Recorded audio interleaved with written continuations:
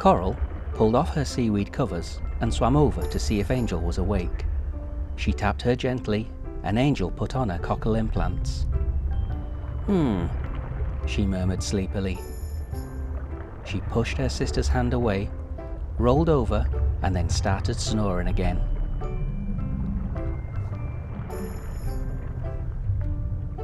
Suddenly, Coral had an idea.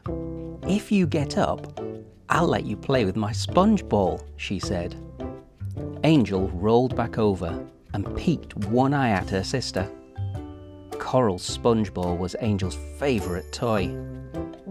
"Do you really mean that?" asked Angel.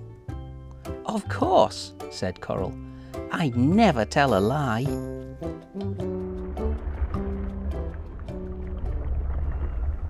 After a delicious breakfast of seaweedies, Angel and Coral went into the garden to play a game of catch.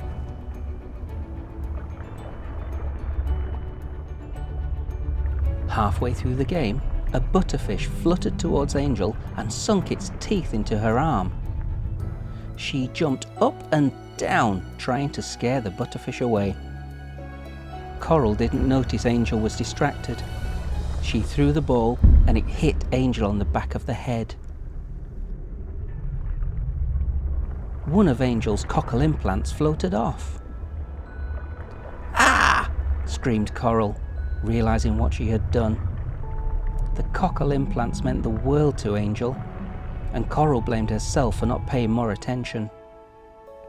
Angel started to cry. The tears shimmered down her cheeks. Coral and Angel's parents came rushing out of the house with the first aid box. Angel assured them that she wasn't hurt, but she couldn't hear very well because she'd lost one of her cockle implants. Coral asked their parents for permission to go in search of the missing implant. "No," said Dad. "It's too risky out there in the sea," said Mum. The sisters waited until Dad was cooking seaweed soup and Mum was laying the table. Then they sneaked out.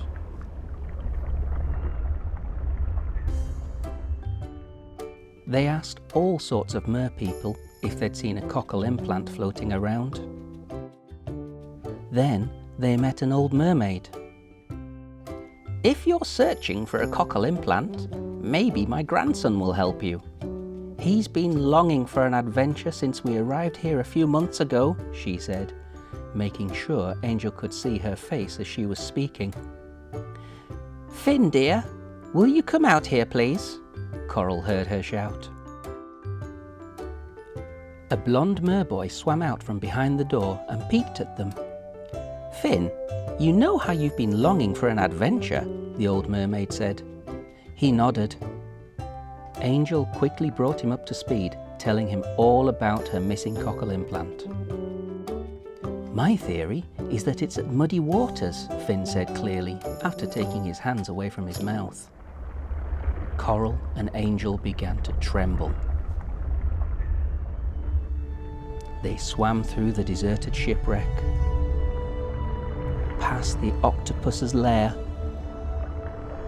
and over hot springs, but they didn't see the cockle implant anywhere. "It must be inside," Finn said. All three looked at each other, and then into the cave in front of them. While Finn and Coral chatted about the best thing to do, Angel swam past them and straight inside. All she wanted was her cockle implant, and she was sure the merkitty who famously guarded Muddy Waters would give it to her if she asked really nicely. The cave was old and dark, but luckily there was just enough light filtering through a hole in the rocks to see the ancient runes inside. Coral and Finn abruptly stopped talking and followed Angel.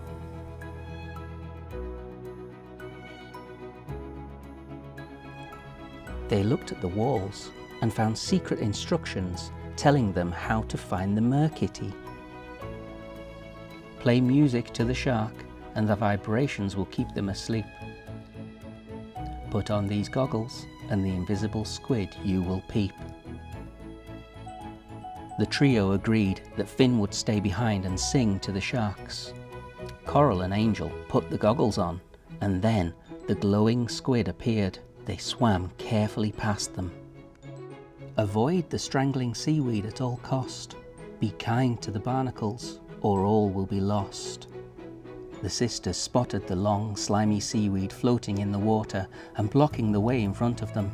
It started to creep up Angel's neck. Coral scanned the cavern for something to fight it off. She saw a big stick, picked it up, and started to tickle the seaweed.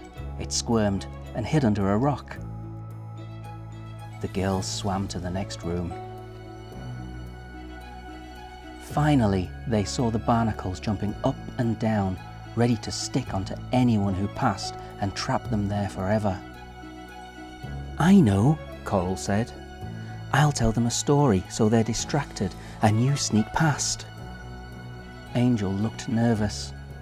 She usually liked to do everything with Coral, and now she'd be facing the Merkitty alone. "Don't worry, Angel. I know you can do it," signed Coral. Angel swam into the darkness and wondered if she'd ever see daylight again.